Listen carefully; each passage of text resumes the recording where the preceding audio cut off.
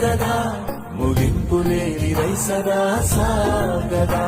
నిస్వార్థమెంత గొప్పదో ఈ పదము రుజువు కట్టదా సిరాలు లక్ష వంపదా చిరాక్షరాలు రాయదా నిసీధి ఎంత చిన్నదో నీ కంటి చూపు చెప్పదా నీలోని వెలుగు పంచగా విశాల నింగి చాలదా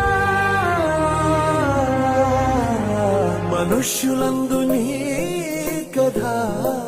మహర్షిలాగా సాగదా మనుష్యులందు నీ కథ మహర్షిలాగా సాగదా